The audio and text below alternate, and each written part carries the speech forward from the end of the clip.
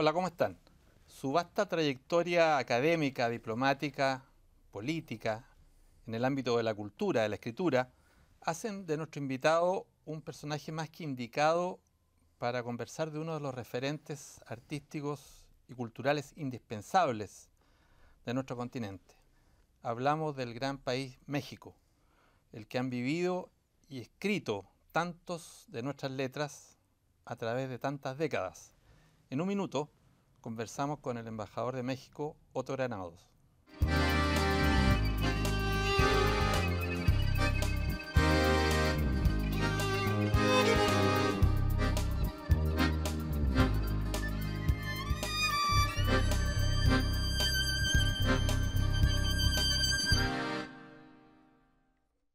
Embajador, un gusto tenerlo acá. Fernando, muy buenas tardes, me da mucho gusto estar con ustedes y mil gracias por la invitación. Embajador, yo no sé si usted leyó un libro de nuestro gran escritor Manuel Rojas que se llama Pasé por México un día, que acaba de ser reeditado. Sí. Un diario de lo vivido en su país a comienzos de los 60, cuando Manuel Rojas tenía esa misma edad, 60 años, y se quería casar con una chica norteamericana, Julianne Clark, que no era mayor de edad todavía, y cruzaron a Tijuana. Se casaron, pero ahí hizo un recorrido, que es el que queda plasmado en este libro, de Tijuana a Oaxaca, Guadalajara, al Distrito Federal, por los pueblos fronterizos, las grandes avenidas de la gran ciudad, en fin, un notable texto de aventura. Pero yo quería ir a algo que dice al final, resumiendo todo ese diario que queda allí escrito. Manuel Rojas dice: nosotros nos vamos ahora de México y todas aquellas esencias, las que malamente he pretendido representar en este diario, no están en nuestra memoria, sino más adentro, en nuestro subconsciente, forman parte de nuestro ser. Podremos desde ahora en adelante saber, a medida de la capacidad que tuvimos para recogerlo, el color, el sabor, el sonido, la forma, la textura, el olor de este país. ¿Y qué más podíamos pedir? Escogí este texto que leí hace poco en la reedición porque es algo parecido a lo que le sucede a otros de nuestras letras, a Neruda, a Bolaño en sus textos, a Gonzalo Rojas. Eh, Estas vivencias que se meten tan en el alma de nuestros creadores en la íntima relación con México. Me gustaría a esta altura de lo que es la globalización y las relaciones culturales ya en el siglo XXI, ¿cómo lo percibe usted de la vereda mexicana, esta relación cultural que se ha dado entre nuestros creadores y México? Lo que es muy curioso y es una coincidencia afortunada es que precisamente en los años en que Rojas estaba por México y que lo refleja en este libro, acá mismo en Chile ocurrían algunos hechos que de alguna manera sintetizan muy bien esta especie de comunicación espiritual que ha habido entre nuestros pueblos. Quisiera recordar que justo en 61 y unos años después estábamos los mexicanos haciendo en Chile dos cosas importantes. Primero, la reconstrucción de la Escuela México en Chillán, donde están los murales de David Alfaro Siqueiros, por ejemplo, o bien la construcción del Centro Cultural Diego Rivera en Puerto Montt, que acaba justamente de cumplir 50 años el año pasado. Esas dos coincidencias afortunadas con el viaje de Manuel Rojas a México, yo creo que de muchas maneras relatan, cuentan lo que ha sido esta entrañable relación entre los dos países. Con frecuencia suelo recordar en algunos discursos que hay que dar, en fin, cómo en México probablemente sea el país donde más escuelas llevan el nombre de Gabriela Mistral. Después de los años que estuvo en México en 1922, 1923, y esta relación ha continuado hasta la fecha. Yo creo que es muy curioso, no quisiera por supuesto hablar de otros pueblos, de otras naciones en América Latina, pero entre México y Chile se ha dado una comunicación, como decía al principio, de un contenido cultural, de un contenido espiritual que las ha hecho tremendamente afortunadas para ambos lados.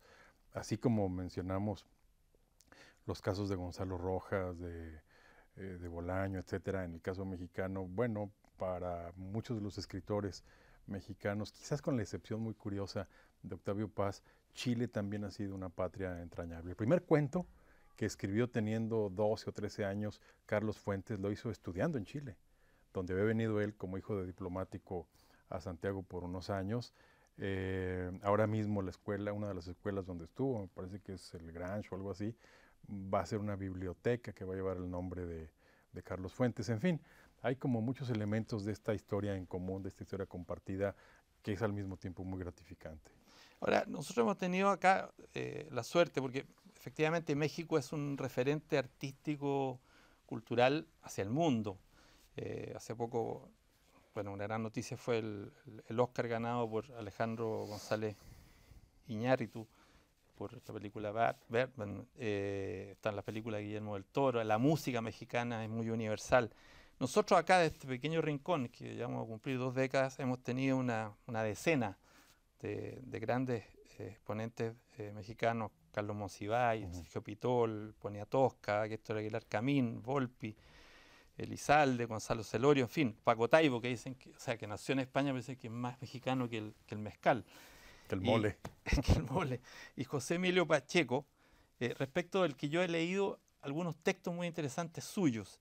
Si yo en este juego rápido de este programa le tuviera que pedir que de estos personajes que han marcado las letras mexicanas distinguiera alguno de su particular preferencia y gratificación espiritual, ¿a quién nombraría? A José Emilio Pacheco, sin duda alguna. Yo creo que fue un escritor, lamentablemente murió, que marcó a toda una generación. Entre otras razones porque tenía, como diría Unamuno, un cierto sentimiento trágico de la vida, pero al mismo tiempo reflejaba muy bien todas estas historias urbanas, en buena medida derivadas de momentos de ruptura, en fin. Quisiera recordar libros como Tarde o Temprano, por ejemplo, Morirás lejos, o Las batallas en el desierto, que relató muy bien un tipo de novela urbana en México de características hasta entonces poco exploradas en nuestro país.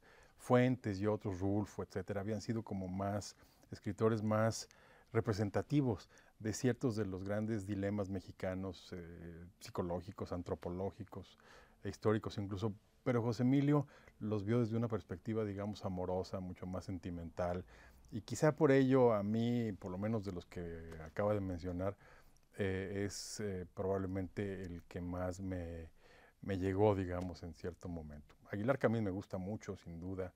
Ahora ha publicado un libro estupendo que se llama Adiós a los padres, que es un relato en cierto sentido estrujante de su historia familiar. Bueno, Monsiváis, que es el gran cronista popular, pero de esos yo me quedaría con todos, pero como me pidió uno solo, Sí. tuve que elegir a Pacheco. Bueno, esta relación tan íntima con la cultura mexicana, seguimos conversando en un minuto. 3CC, con el auspicio de Universidad Central, Fondo de Cultura Económica, está presentando Off the Record.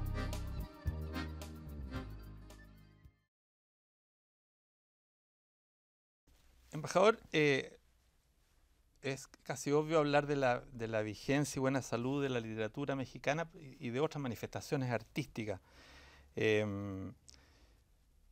Ahora, ¿cuán relevante? Nosotros tenemos la experiencia muy de cerca de lo que ha significado desde hace, estamos cumpliendo aniversarios del Fondo de Cultura Económico en Chile, y bueno, del Fondo en general, que tiene una intervención del Estado muy clave, pero en los otros ámbitos del arte y de la cultura, ¿cuán clave es la participación o la intervención o el respaldo del Estado para una cultura que necesita soportes para tener esa tremenda proyección que tiene hoy día en el mundo? Es una muy buena pregunta porque tiene, digamos, dos respuestas. La primera respuesta tiene que ver un poco con la muy peculiar forma de relación política que el Estado mexicano tuvo con los intelectuales mexicanos, con los creadores mexicanos, prácticamente la mayor parte del siglo pasado, por lo menos diría que la segunda mitad. En la década de los fines de los 80, principios de los 90, hay un cambio importante, porque la comunidad intelectual le plantea al gobierno mexicano la creación de un Ministerio de Cultura. Fue un debate que hubo en torno a 1990, 91, en donde se planteaba decir, bueno, tenemos una gran cantidad de instituciones culturales, el Instituto Nacional de Bellas Artes, muchos museos, muchos programas, pero tenemos que darle forma en un ministerio. Como usted sabe, esta ha sido una discusión que se ha tenido en otras partes, acá mismo en Chile, en Colombia, en muchas partes, sobre si crear un ministerio al estilo de Francia, por ejemplo, es el mejor modelo, Y en ese momento se llegó a una solución intermedia de decir, bueno, no continuemos con el viceministerio que había en la Secretaría de Educación Pública, ni tampoco vamos a crear un ministerio por sí mismo. Entonces llegó a una fórmula intermedia, que es el Consejo Nacional para la Cultura y las Artes, que si bien es cierto que está sectorizado dentro del Ministerio de Educación, en la práctica se maneja con una gran autonomía. El Consejo, yo creo que en términos generales ha dado muy buenos resultados. Está cumpliendo ahora, bueno, nació en el 90, y yo creo que ha permitido el tener una gestión cultural más o menos orgánica, coherente, en la gran cantidad de instituciones que hay en México dedicadas a la cultura. Yo pienso que si me preguntaran ahorita, oiga, ¿usted daría el paso a crear un Ministerio de Cultura? Yo sinceramente no lo pensaría así.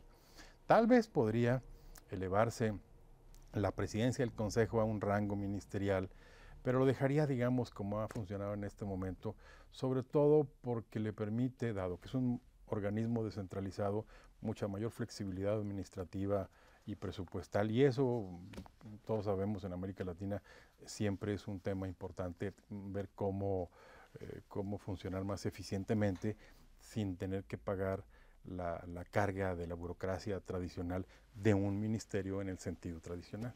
Una reflexión más que interesante, porque es un tema particularmente vigente y pendiente acá mismo en Chile. Ahora, yo me refería al comienzo a su experiencia, a su trayectoria, y no podría dejar de preguntarle una breve impresión, sobre todo pensando en aquellos tiempos en que usted ocupó cargos de representación popular. Usted fue gobernador de Aguascalientes, electo. Y hoy día, mediáticamente, estamos bombardeados por noticias medias trágicas que llegan de México, como de otros países del continente, pero particularmente en el caso de México, en el tema del narcotráfico y la corrupción. Algunos muy espeluznantes episodios. Usted que conoce otro fondo de ese país, tiene esa experiencia directa en distintos ámbitos del quehacer. Yo leí por ahí hace muchos años, ¿sí? una opinión suya que me llamó la atención, que habla de México como una democracia deficiente y una ciudadanía de baja intensidad. ¿Mantiene esa percepción y qué tiene que ver con esto que estamos hoy día viviendo, al menos como imágenes mediáticas? Yo creo que son dos fenómenos diferentes. A ver, en relación con el primero, México es al final un país muy grande, 120 millones de habitantes, 32 estados, somos un país federal, 32 estados, 2.445 municipios. Entonces, como ustedes comprenderán, esto hace de México un país muy heterogéneo. Es un mosaico de geografías. Hay quienes han dicho, yo en alguna medida lo comparto, que en el fondo no hay un México, sino muchos Méxicos, dependiendo de factores propios, culturales, antropológicos, institucionales, económicos, de todo tipo. Y lógico que en un país de ese tamaño, de esa naturaleza, con problemas globales, digamos, como los que se han presentado en materia de inseguridad en muchas partes, hay algunas porciones de ese mosaico geográfico que acabo de enunciar rápidamente, que han tenido problemas en esta materia. Yo creo que tenemos de los 32 estados quizá 2 o 3 en los cuales ha sido muy complicado recuperar los niveles de institucionalidad, garantizar mucho más la seguridad, aunque es cierto que las cifras, las de 2014, ya nos muestran un poco de mejores resultados en la mayor parte de las incidencias delictivas, que es como Naciones Unidas las suele clasificar. En ese sentido, la batalla no está ganada, ni mucho menos, pero estamos bastante más optimistas de lo que estábamos el año pasado a la luz de los datos duros. El otro tema tiene que ver más bien con un asunto de cultura cívica y de cultura política. Y en cierto sentido yo diría que generaliza un poco la situación de América Latina. Es decir, América Latina al final del día hoy muestra muy buenos resultados en términos de normalidad democrática. Prácticamente toda la región podemos calificarla como una región donde hay elecciones competitivas, transparentes, etcétera, etcétera. Y en ese sentido somos una democracia formal desde el punto de vista electoral. De lo que todavía no estoy tan seguro es si los ciudadanos en América Latina en general hemos ya internalizado el valor de la democracia como un hábito de vida, como una forma de comportamiento cívico, como una forma de relacionamiento comunitario, como algo en lo que realmente creamos tanto que ya lo podemos practicar de manera cotidiana. Cuando yo escribí ese ensayo hace varios años que se llamaba México, una democracia sin demócratas, a eso me estaba refiriendo justamente. Es decir, no es solamente el tener instituciones que funcionen, el tener elecciones competitivas y transparentes, sino que también es fundamental que la ciudadanía adquiera, internalice el hábito democrático en todos los órdenes de su vida como agente social, como ser social. Una última pregunta, embajador. México ha sido un lugar de refugio para exilios muy a través del siglo pasado, partiendo por toda esta importancia que tuvo el exilio español en la propia cultura mexicana. Del gran exilio chileno, en una frase, ¿qué diría? ¿Dejó algún legado? Sin duda alguna. Yo creo que hemos tenido suerte. Por razones que hubiéramos querido que no ocurrieran, tanto en el caso de España como en el de Chile. Pero en el de Chile yo creo que el exilio académico, o por llamarlo el exilio intelectual, el exilio que tuvo un impacto académico muy importante en México, fue sin duda muy enriquecedor. Y déjeme darle, si tenemos tiempo, un ejemplo. A pesar de que nosotros somos un país vecino de los Estados Unidos, en los años 70, principios de los 80, no teníamos un verdadero centro de investigación académica en México que estudiara cómo funcionaban los Estados Unidos, el Congreso americano, el Poder Judicial, los gobiernos estatales, que nos permitiera el diseño de una política pública, de una política exterior a Estados Unidos como más informada, más eficiente. Ese centro académico se llamó el Instituto de Estudios sobre los Estados Unidos y lo fundaron chilenos, entre ellos Lucho Mayra, Insulza, Juan Gabriel Valdés. Entonces, los menciono no porque fueran los únicos, sino simplemente para dar un ejemplo del impacto, de la influencia tan positiva que ese exilio que recibimos en los años 70, 73, 74 y después tuvo en el caso mexicano. Y lo mismo ocurrió con el exilio español varias décadas atrás, entre otras herencias. Bueno, buena parte del éxito, de la expansión del Fondo de Cultura Económica tuvo que ver en algún momento con el exilio español, como tuvo que ver con la creación del Colegio de México. Así que, insisto, me refería a ese ejemplo nada más en el mundo académico mexicano, pero podría dar muchos otros de lo cual nos beneficiamos ampliamente. Bueno, embajador, ha sido un gusto tenerlo acá, dar este pequeño sobrevuelo sobre lo que son nuestras relaciones culturales, que siguen tan presentes y vigentes en lo que vemos y leemos cada día. Ha sido un gusto tenerlo acá. El gusto es para mí, mil gracias por la invitación. Y a ustedes los esperamos en una próxima emisión de Off the Record, ojalá con un personaje que nos deje una reflexión sobre temas que cotidianamente a veces pasan inadvertidos en nuestro quehacer cultural. Y dentro de un minuto, encuéntrese usted con Cine Off.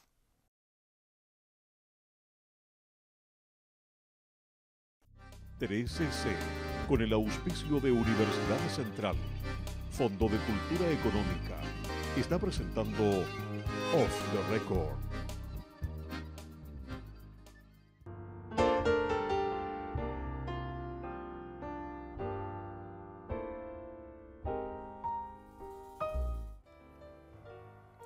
Pablo Molina, un gusto de tenerte aquí en Cine Off de Off the Record.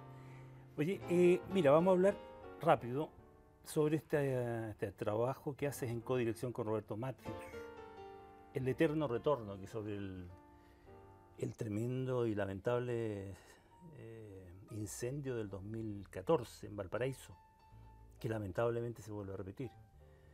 Cuéntame un poco cuál es la idea que hay detrás de ese proyecto, qué es lo que los motiva a ustedes a unirse y hacer ese proyecto que está por estrenarse, tengo entendido, ¿no?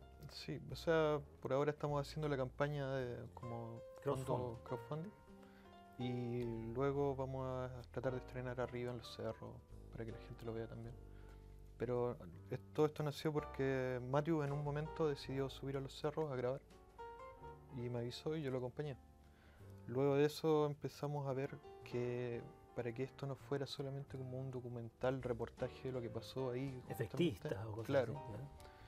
Que no fuera como un documental tipo terremoto, así, el terremoto de tal fecha. Claro. Decidimos darle otra estructura, una vuelta y mezclamos un poco de filosofía con eso, la teoría del eterno retorno de Nietzsche. Y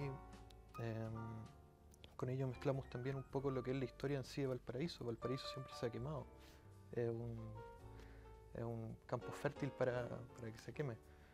Y bueno, ya lo vimos ahora con lo que ha pasado el fin de semana pasado. Y nuestra idea es como crear de esto un retrato, así como universalista en sí, de lo que es Valparaíso, con su característica que es quemarse todo el tiempo, que también lo describe Jory Stevens en A Valparaíso. Exacto. Entonces, Bueno, y la iglesia, y siempre está la discoteca aquella antigua, gay, si no me equivoco. sí, creo que todas eso fue esas- en Viña, eso sí, pero no estoy seguro. Bueno, más o menos la El misma. sector, la explosión del zona. Serrano, todo eso. Exacto, esa explosión tremenda que todavía está ahí, están los restos ahí Sí. y no se hace nada. Es como el eterno y triste presente y futuro de Valparaíso, ¿no? Sí, Y que no termina esto. Como que- por eso Oye. quisimos como darle como la Ahora, ustedes se tiran inmediatamente mientras está sucediendo esto, salen a grabar, que se yo, a hacer todo eso, pero sin tener un proyecto, sin tener claro cómo financiarlo. Ahora ustedes están buscando la forma claro. de poder juntar un... O sea, en un dinero. momento pensamos hacerlo de forma autogestionada y luego empezamos a ver para realizarlo, para cubrir lo que es la etapa de la edición y la postproducción, que es como lo que vendría a ser como un poco más complicado. de cierta Y forma. fondos allá regionales, fondos No hemos del postulado 2%, tampoco. cosas así, ¿no? No hemos postulado, es ¿Ustedes están en hay- contra de hay los un- fondos o qué? No, o sea, son un bien, pero también son un mal a veces Sí, para sí. los creadores. O sea, si hay un creador que solamente vive de los fondos y es lo único que hace por su vida y hace una obra cada vez que se gana el Está fondo, limitado. 5 años en nada, no vale la pena. La exhibición de este proyecto es, como me decías tú, que pretende hacerlo en el estreno en los cerros, con la gente, los mismos afectados, los futuros afectados, me imagino. Esto no va a terminar. Vemos que este incendio último pareciera que esperan que esté todo ardiendo para poner toda la ayuda necesaria, ¿no? En vez de prevenir a la primera chispa, ya tirar todos los aviones posibles y evitar por el viento terrible. Sí. Oye, antes que se nos acabe el tiempo, ¿qué otras cosas haces tú? Porque a mí me sorprendiste tú con el tema de un comentario que hiciste de un libro mío. Pero háblame de ti, ¿qué otra cosa haces? ¿Qué has hecho? ¿Y qué te dedicas? O sea, yo principalmente hago como videos experimentales de apropiación, Ujú. que de hecho un poco por lo que igual me sentí muy identificado con el libro que escribiste. Ya. Entonces, lo que yo hago es principalmente apropiar fragmentos de otras películas, volver a montarlas, desestructurarlas.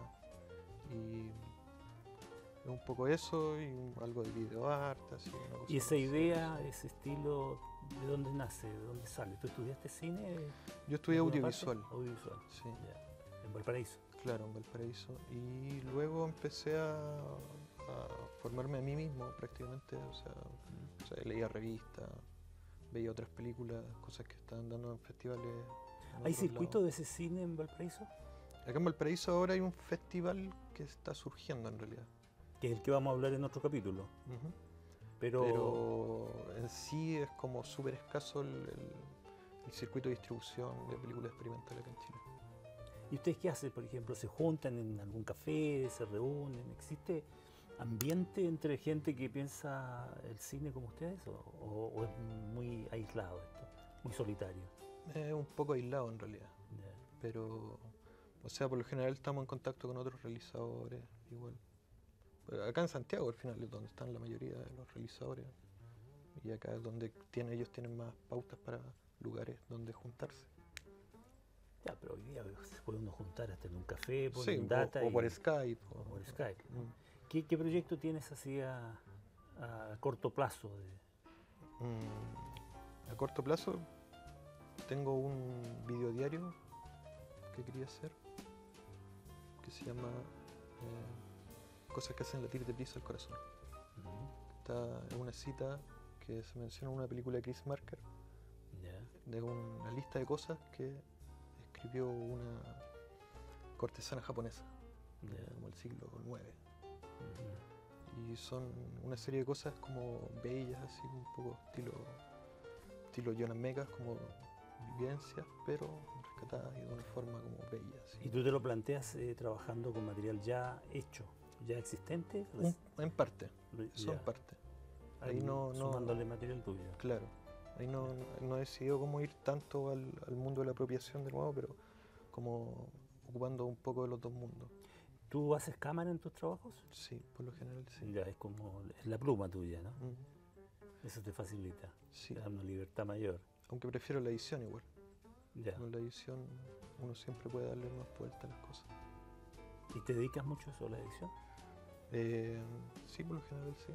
Porque como hago apropiación, al final estoy como Claro, editando estás todo el obligado a estar todo el tiempo. bajando, Mm. sacando material, ¿no?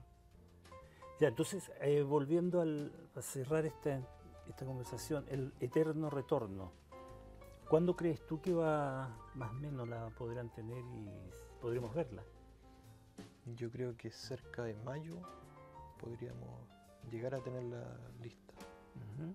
más o menos. Y público objetivo, por ejemplo, aparte del ciudadano de los cerros, ¿servirá este film como para remecer un poco autoridades y estuvieran más preparados para los próximos? O sea, ¿Es explícita una crítica? es una crítica, pero es un poco velada también. Ya. Porque no es como una crítica así como apuntando con el dedo tampoco, Ujú. pero es como, sí tiene un tipo de crítica que es como, si estamos relatando que todo esto es un hecho que se repite continuamente, ¿cuándo vamos a salir de esto? Ujú. ¿Por qué vías? Entonces Ujú. es como, de cierta forma, una invitación a salir de esta repetición continua.